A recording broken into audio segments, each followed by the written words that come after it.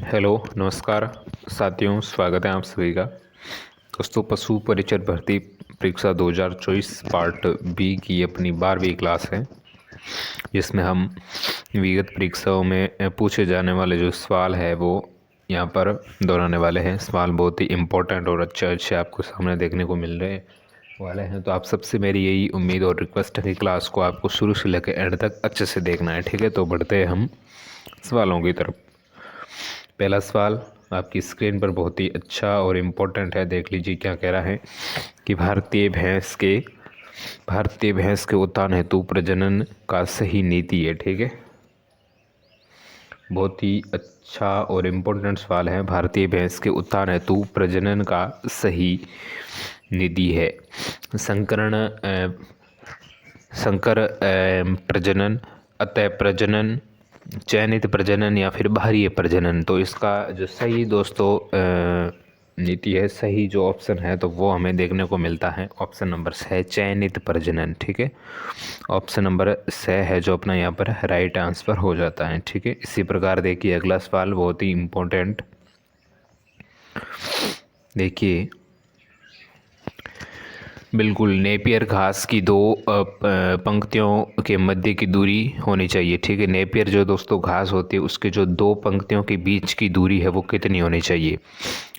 0.5 metre, 1 metre, 1.5 metre या फिर 2 metre, ठीक है। तो इसका जो सही आंसर है तो दोस्तों नेपियर घास की दो पंक्तियों की जो मध्य की दूरी है तो वो कितनी होनी चाहिए?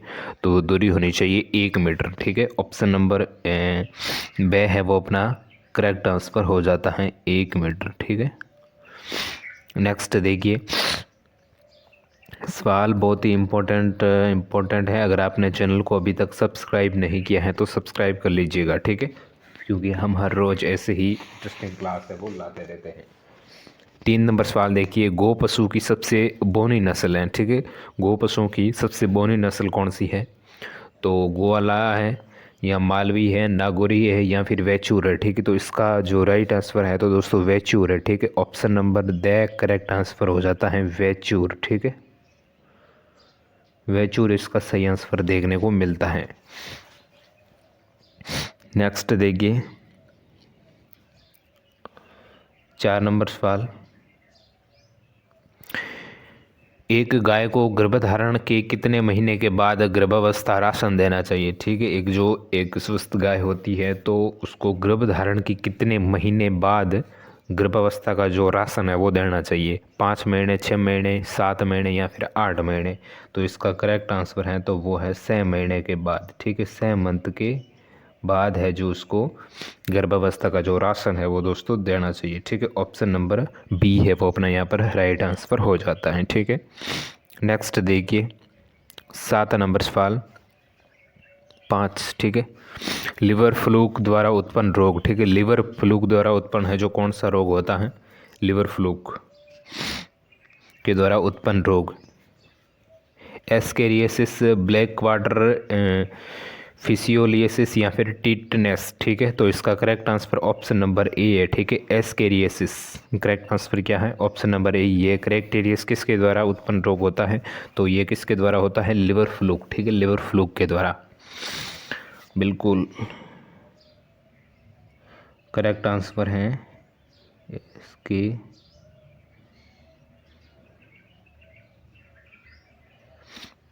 एस्केरियासिस, ठीक है।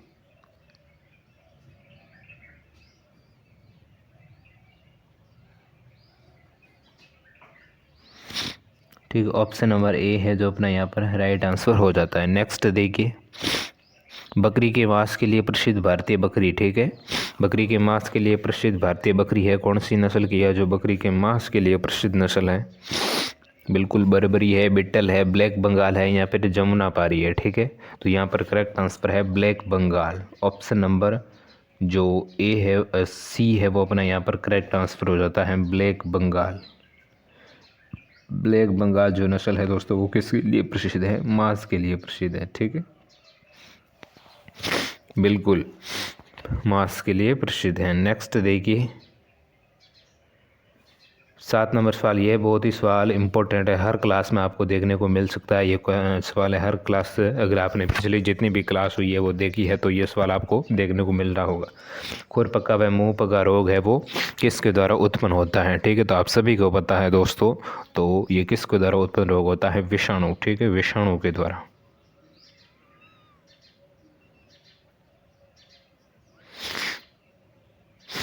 विषाणु। ठीक है, इसका है जो करेक्ट आंसर हो जाता है। नेक्स्ट देखिए 8 नंबर सवाल, पशुओं में गलघटू रोग की प्रथम टीकाकरण इस उम्र पर करना चाहिए। ठीक है, पशुओं में जो गलघटू रोग होता है उसका पहला टीकाकरण कितनी उम्र में होता है, यानी पशुओं की कितनी उम्र में होना है? 4 से 6 सप्ताह, 8 से 10 सप्ताह, 4 से 6 माह है, या फिर 8 से 10 माह है। ठीक है, तो इसका करेक्ट आंसर है 4 से 10 माह। ठीक है, 4 से 10 माह का जो गोवंश हो जाता है तो उसमें जो गलघोटू रोग का पहला टीकाकरण होता है। ठीक है, तो वो अवश्य करवाना चाहिए। ठीक है, ऑप्शन नंबर सी अपना करेक्ट आंसर है 4 से 6 मंथ। ठीक है, नेक्स्ट देखिए 9 नंबर सवाल, एक गाय के गर्भधारण के लिए गर्भाधान का उपयुक्त समय है। ठीक है, सही टाइम, बहुत ही इम्पोर्टेंट सवाल है। एक जो स्वस्थ गाय होती है उसको गर्भधारण का जो उपयुक्त समय है, सही समय है, तो वो कौन सा होता है? सही समय प्रारंभिक काल, मध्यकाल, मध्यकाल का अंत, या फिर मध्यकाल की किसी भी समय। ठीक है, तो बिल्कुल यहाँ पर जो मध्यकाल है वो अपना यहाँ पर करेक्ट आंसर हो जाता है। ठीक है, यानी option number B correct answer. ठीक है, बिल्कुल मध्यकाल। नेक्स्ट देखिए, दलहनी हरे चारे की रानी है। ठीक है, दलहनी हरे चारे की रानी, दलहनी हरे चारे की रानी ब्रशीम है, मक्का है, ज्वार है, या फिर जई है। ठीक है, तो दलहनी हरे चारे की रानी किसे कहा जाता है? तो वो ये दोस्तों कहा जाता है ब्रशीम को। ठीक है, ब्रशीम, ब्रशीम ऑप्शन नंबर ए है जो अपना यहाँ पर राइट आंसर देखने को मिलता है। नेक्स्ट देखिए सवाल बहुत ही इम्पोर्टेंट आपके सामने है। 11 नंबर सवाल, रामपुर बुशायर किस पशु की नस्ल है? ठीक है, रामपुर बुशायर किस पशु की नस्ल है? ये गाय की है, गौ पशु की है, बकरी की है, कुक्कुट की है, या फिर भेड़ की है? दोस्तों जो रामपुर बुशायर नस्ल है तो ये भेड़ की नस्ल है। ठीक है, रामपुर बुशायर ये भेड़ की नस्ल है, बिल्कुल भेड़ की नस्ल हो जाती है। ठीक है, नेक्स्ट देखिए, गायों के कृत्रिम गर्भाधान के समय वीर्य जमाव हेतु सर्वश्रेष्ठ स्थान। ठीक है, जब गाय का जो कृत्रिम गर्भाधान होता है तो उस समय वीर्य जो जमाव होता है वो सबसे ज़्यादा है, वो कहाँ होता है सबसे? ठीक है, सर्वश्रेष्ठ स्थान कौन सा है? तो मध्य गर्भाशय गिरवा, गर्भाशय गिरवा छिद्र, या फिर गर्भाशय संग्रह, या फिर योनि। ठीक है, तो इसका जो करेक्ट आंसर हमें देखने को मिलता है तो वो दोस्तों मिलता है ऑप्शन नंबर ए, मध्य गर्भाशय गिरवा। ठीक है, option number A correct answer है। ठीक है, नेक्स्ट देखिए, युद्ध क्रीड़ा हेतु प्रसिद्ध पक्षी की नस्ल कौन सी है? ठीक है, युद्ध क्रीड़ा हेतु प्रसिद्ध पक्षी की नस्ल एसिल है, कड़कनाथ है, वाइट लैंगहॉल है, या फिर वाइट रॉक है। ठीक है, युद्ध क्रीड़ा हेतु प्रसिद्ध पक्षी की नस्ल कौन सी है? तो कौन सी है? एसिल। ठीक है, एसिल इसका करेक्ट आंसर हो जाता है, एसिल इसका राइट आंसर हो जाता है, ऑप्शन नंबर ए। ठीक है, नेक्स्ट देखिए, एक 8 बाई 10 मीटर की डेयरी शेड में 2 पंक्तियों में कितनी गाय रखी जा सकती है? एक 60 बाई 10 मीटर की जो एक डेयरी है तो उसकी शेड में 2 पंक्तियों में कितनी गाय है जो रखी जा सकती हैं? 50, 10, 200, या फिर 300। ठीक है, तो 2 पंक्तियों में कितनी गाय रखी जा सकती हैं? तो 50 ऑप्शन नंबर ए है जो अपना यहाँ पर करेक्ट आंसर हो जाता है 50। ठीक है, नेक्स्ट देखिए 15 नंबर सवाल, बहुत ही अच्छा और इम्पोर्टेंट, देख लीजिए क्या कह रहा है। रोमन्थी फैट के निम्नलिखित चार खंडों में से कौन सा सच्चा पेट के रूप में जाना जाता है? ठीक है, रोमंती पेट के निम्नलिखित में से चार खंडों में से कौन सा जो सच्चा पेट के रूप में जाना जाता है? प्रथम आमाशय, द्वितीय आमाशय, तृतीय आमाशय या फिर चतुर्थ आमाशय? ठीक है, तो करेक्ट आंसर है चतुर्थ आमाशय, चौथा आमाशय, चतुर्थ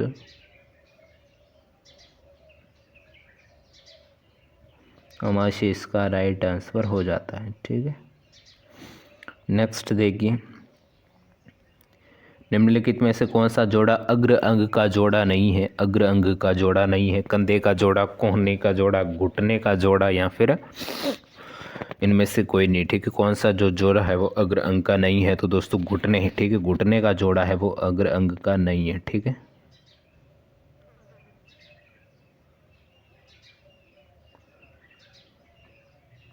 घुटने का जोड़ा। ठीक है, नेक्स्ट देखिए, निम्नलिखित में से किस प्रकार के दांत मवेशी और भैंस में अनुपस्थित होते हैं? अनुपस्थित यानी उपस्थित नहीं होते। किस प्रकार के जो दांत है वो मवेशियों में यानी भैंसों में, मवेशी और भैंसों, गाय और भैंसों में अनुपस्थित होते हैं? कृतक, कृतक है, रदनक है, अग्रचर्वणक है या फिर चर्वणक? ठीक है, तो यहाँ पर जो अनुपस्थित दांत होता है तो वो होता है रदनक। ठीक है, रदनक है जो दोस्तों मवेशी और भैंसों में नहीं होता है। ठीक है, option number B correct answer है। ठीक है, रदनक। बाकी कृतक भी होता है, अग्रचर्वणक भी होता है और चर्वणक भी होता है। ठीक है, नेक्स्ट देखिए, कुत्ते और बिल्ली के मस्तिष्क में कंपाल तंत्रिकाओं की कितनी जोड़ी निकलती हैं? ठीक है, कुत्ते और बिल्ली के मस्तिष्क के कंपाल तंत्रिकाओं की कितनी जोड़ी निकलती है? 10, 12, 18, 24? ठीक है, तो 12 इसका करेक्ट आंसर है, 12।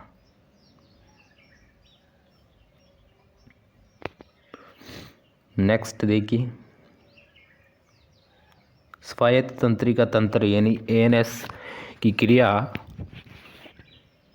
कौन द्वारा नियंत्रित होती हैं? किसके द्वारा नियंत्रित होती हैं? स्वायत्त तंत्रिका तंत्र, इसकी जो संपूर्ण जो क्रिया होती है वो किसके द्वारा नियंत्रण होती है? हाइपोथैलेमस, थायराइड, रीढ़ या फिर एड्रिनल ग्रंथि यानी ए? तो इसका करेक्ट आंसर है ए। ठीक है, hypothalamus, option number A, hypothalamus इसका करेक्ट आंसर हो जाता है। ठीक है,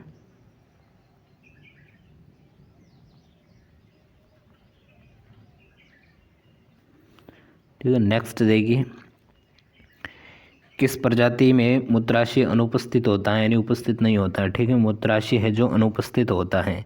मुर्गा, सुअर, घोड़ा या फिर खरगोश? किस प्रजाति में मूत्राशय है वो अनुपस्थित होता है? तो मुर्गा इसका करेक्ट आंसर हो जाता है। मुर्गा में है दोस्तों जो मूत्राशय है वो नहीं होता है। ठीक है, तो option number A right answer हो जाता है। नेक्स्ट देखिए, 21 नंबर सवाल है, ऊँटों में पेट के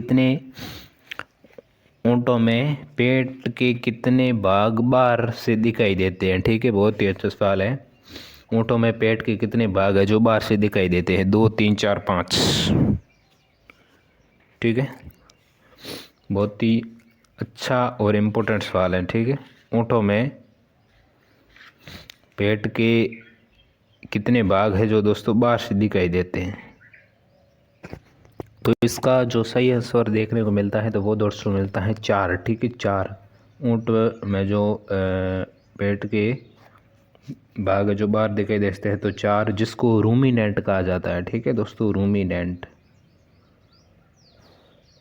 ठीक है, रूमिनेंट का आमाशय होता है उसमें। ठीक है, नेक्स्ट देखिए, 22 नंबर सवाल, स्तनधारियों में ध्वनियात्मकता यानी ध्वनि का उत्पादन है वो कौन सा अंग है वो करता है? ठीक है, स्तनधारियों में ग्रसनी करती हैं कंठ या फिर थाइमस या फिर जीभ? ठीक है, बिल्कुल, स्तनधारियों में ध्वनियात्मकता यानी ध्वनि का उत्पादन कौन सा अंग करता है?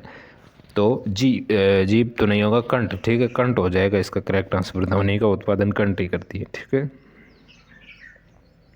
कंट इसका राइट आंसर है, ठीक है। नेक्स्ट देखिए 23 नंबर सवाल, प्लेटलेट्स को के रूप में भी जाना जाता है, ठीक है। प्लेटलेट्स का अन्य नाम, प्लेटलेट्स को किसके रूप में भी जाना जाता है, ठीक है। तो प्लेटलेट्स को किसके रूप में भी जाना जाता है? पहला ऑप्शन है मोनोसाइट्स या थ्रोम्बोसाइट्स या फिर एरिथ्रोसाइड या फिर लिम्फासाइट्स, ठीक है। तो इसका करेक्ट आंसर है ऑप्शन नंबर बी, जिसमें है थ्रोम्बोसाइट्स, ठीक है। थ्रोम्बोसाइट के रूप में भी जाना जाता है, ठीक है। प्लेटलेट्स को थ्रोम्बोसाइट।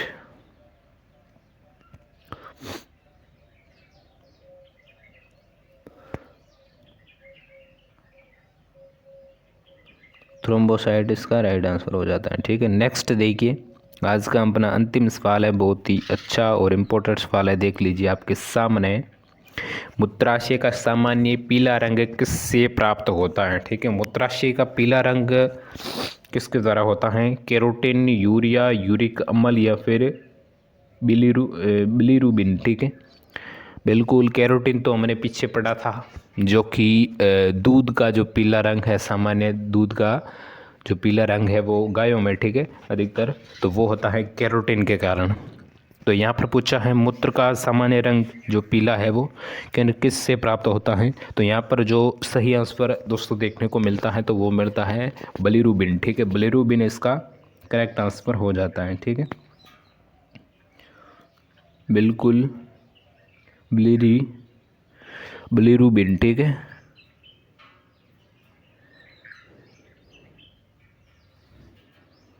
तो ये थी आज की अपनी क्लास, बहुत ही अच्छी और इम्पोर्टेंट, जिसमें थे बहुत ही इम्पोर्टेंट 24 क्वेश्चन, ठीक है। तो अगली क्लास में भी हम बहुत ही अच्छे क्वेश्चनों पर चर्चा करने वाले हैं, आपके सामने आने वाले हैं। तो क्लास अगर आपको अच्छी लगी है तो लाइक, और अगर अभी तक आपने चैनल को सब्सक्राइब नहीं किया है तो सब्सक्राइब कर लीजिए। हम मिलते हैं इसकी नेक्स्ट क्लास में, तब तक के लिए जय हिंद, जय भारत।